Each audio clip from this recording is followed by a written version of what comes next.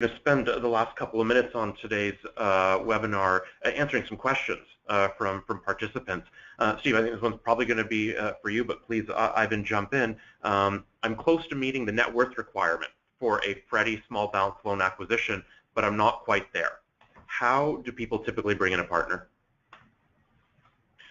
So I'm not a partner who would be a borrowing partner? Yes. Or, well, I think that first of all, the net worth requirements, the way that I would address that is what I said before, that we are human beings on the other end of the phone. There could be a lot of different reasons for that. There could be mitigating factors to that. So versus immediately jumping to bring a partner in, what I would say is if you meet some of these things that were checked yes on a previous slide, if you were one of these people who's passionate about workforce housing, has a portfolio of deals, talk to Arbor.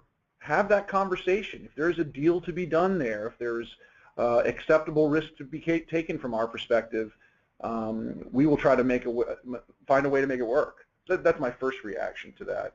You mentioned AIMS a little bit earlier in today's webinar. If an investor is looking perhaps at a small or even a very small tertiary market, how does that change the way that they need to be thinking about terms and pricing? We structure our entire program around that issue, obviously. So around the issue of property performance of market, and we associate that with markets and sizes of markets. In the part of keeping it simple, our term sheets specifically lay out what would be required in that setting. So will we go to full 80% depending on what the market is? Probably not. What would the debt coverage be? Is it going to be a 120 or is it going to be 130? Again, these are all things that if you have a property out there, the most important thing to do is the first step, which is to make that call to Arbor, to have that conversation and to walk through what is possible. It's difficult. Anytime you set a term, anytime you set requirements, the moment you set them, they're out of date, right? And that's why people are so important. That's why alignment between Freddie Mac and Arbor is so important, so that they can ensure that borrower that they have the right answer to those questions. So that's how I would answer that. So we've got a borrower who has a small mixed-use property. So the multifamily component is outperforming its submarket strongly, but the commercial space is more than 40% of the total net rental income.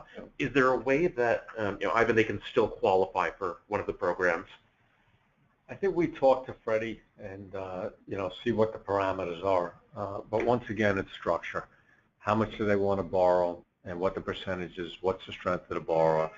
So I think what Stephen's talking about and what we're looking at is there's a lot of structure in some of these loans, whether it's structuring around limited liquidity, whether it's structuring around some tertiary markets, and we have the capacity and capability to do that in a relationship with Freddie Mac to do it, and we understand the market very well. I have a question from a potential investor who is going to be completely new to the multifamily space. They want to know what kind of experience requirements you have for borrowers.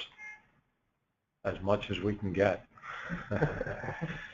I think we do look at experience. In fact, I could just tell you a case in point. We have a new borrower who I think did a Freddie small balance loan.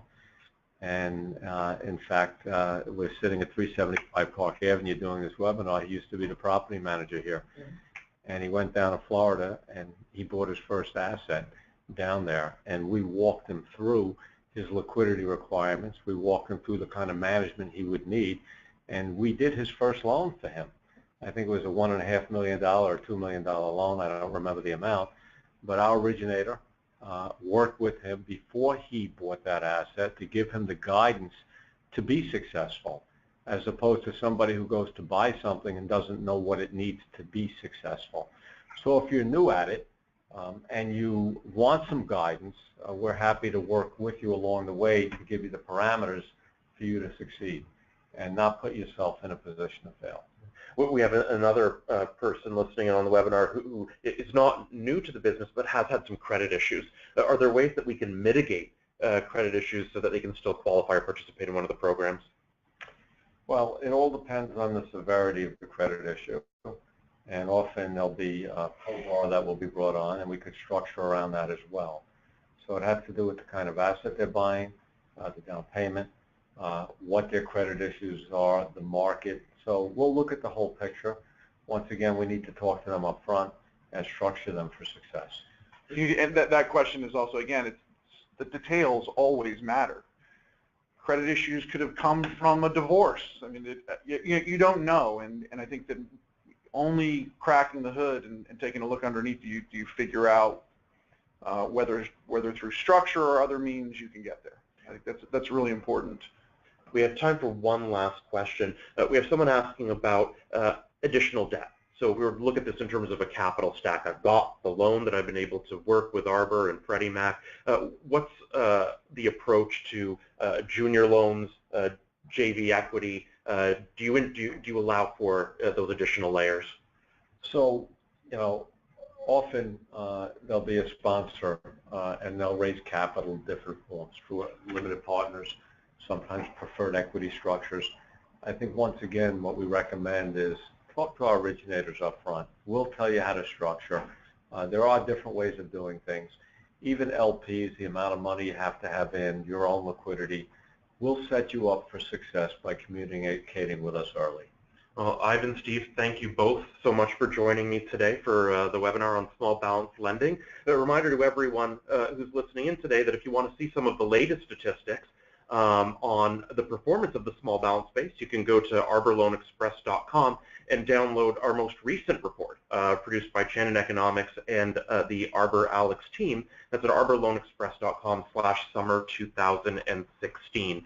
If we didn't have an opportunity to get to your question, or if you have a question in follow-up to today's discussion, please just shoot us a note at email@arbor.com and we'll make sure to get back to you. Thanks again to everyone for participating in today's program, and we look forward to chatting with you again.